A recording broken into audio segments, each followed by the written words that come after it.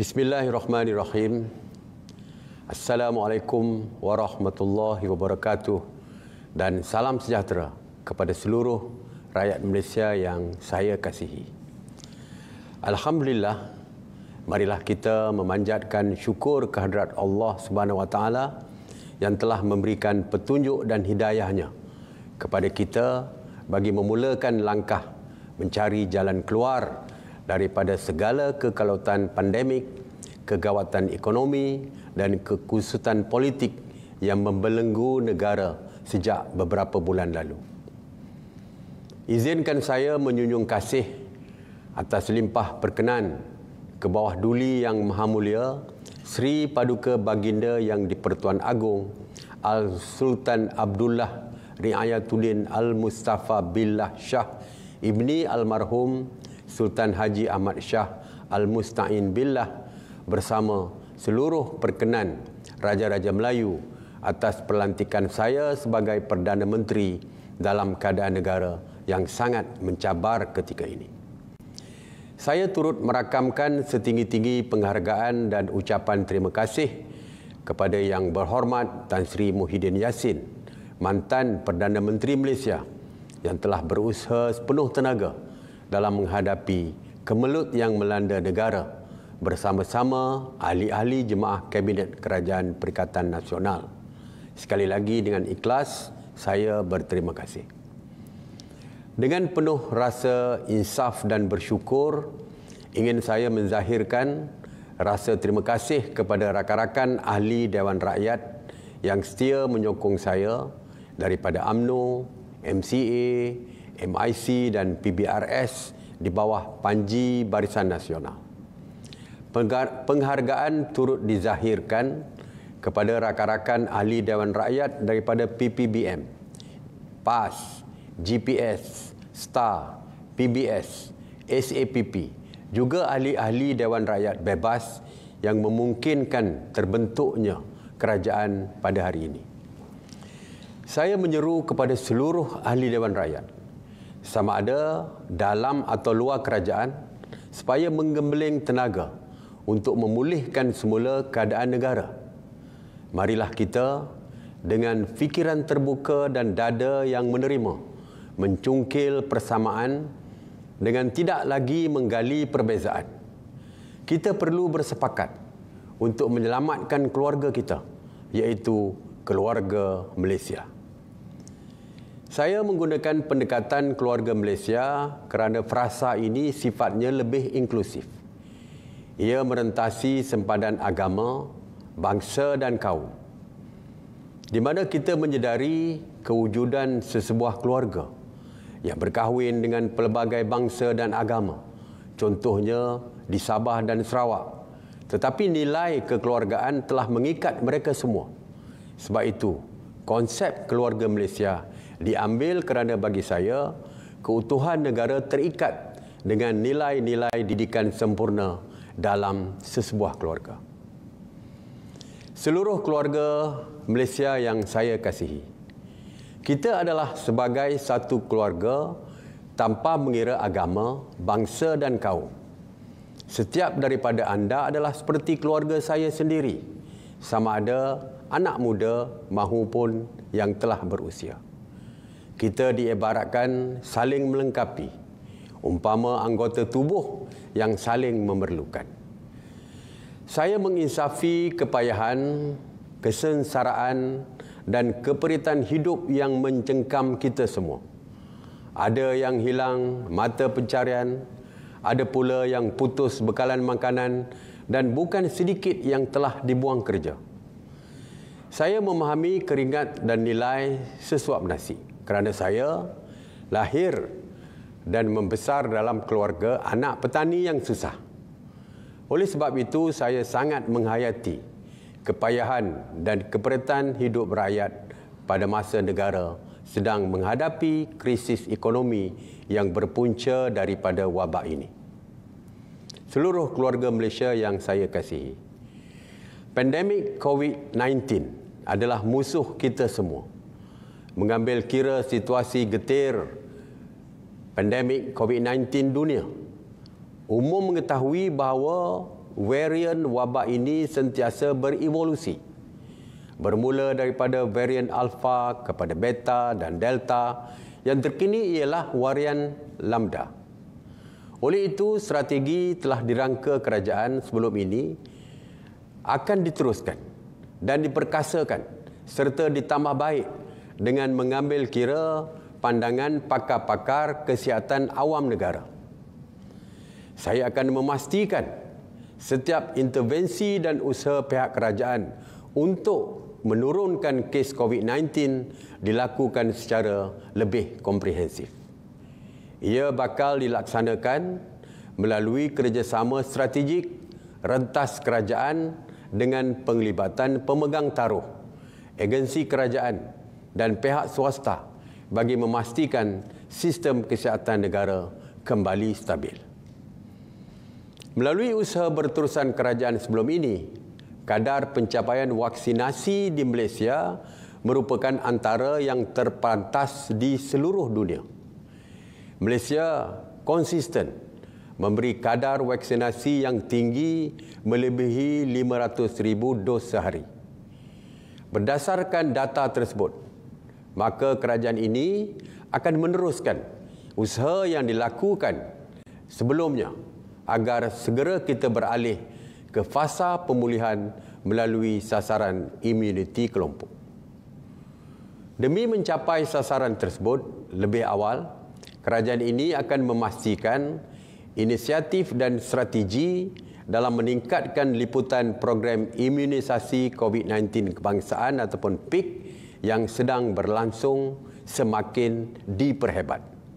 Untuk itu, saya berterima kasih kepada seluruh rakyat Malaysia yang telah pun memberikan kerjasama penuh dalam pengambilan vaksin.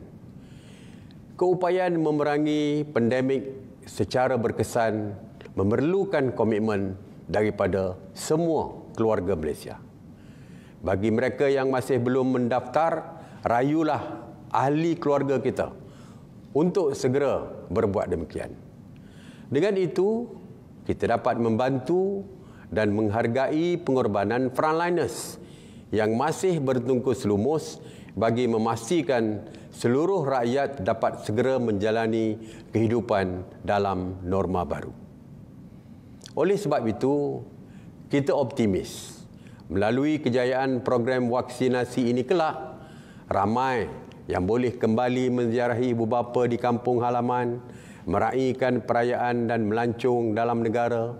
Anak muda boleh beriadah, pulang semula ke institusi pengajian tinggi, dan yang paling utama ialah anak-anak kita boleh kembali ke sekolah. Gambaran ini bukanlah satu angan-angan kosong kerana negara kita pernah berjaya menurunkan statistik pesakit COVID-19. Fakta terkini pada Jumaat 20 Ogos 2021 membuktikan keberkesanan strategi lalu. Statistik kes harian wilayah Persekutuan Labuan yang sudah mencapai 90% imuniti kelompok dewasa telah menurun secara konsisten kepada 1 digit selama 7 hari berturut-turut. Sehubungan dengan itu, demi memangkin pencapaian seperti di Labuan, suka saya umumkan pembelian tambahan sejumlah 6 juta dos vaksin lagi yang akan diterima menjelang awal September 2021 sebagai satu berita baik kepada semua bersempena bulan kemerdekaan ini. Seluruh keluarga Malaysia yang saya kasihi, krisis pandemik telah memberikan kesan yang sangat serius dan menyeluruh kepada ekonomi dunia, termasuk ekonomi domestik negara kita. Pelbagai sektor industri, terutamanya perniagaan kecil dan sederhana, sangat terkesan. Ada yang masih bergelut dan ada yang gulung tikar. Ini memberikan impak yang besar kepada ekonomi rakyat serta negara. Bagi tujuan mengurangkan kesan ekonomi yang berpanjangan, kerajaan ini akan menumpukan usaha ke arah mencapai 2 objektif utama.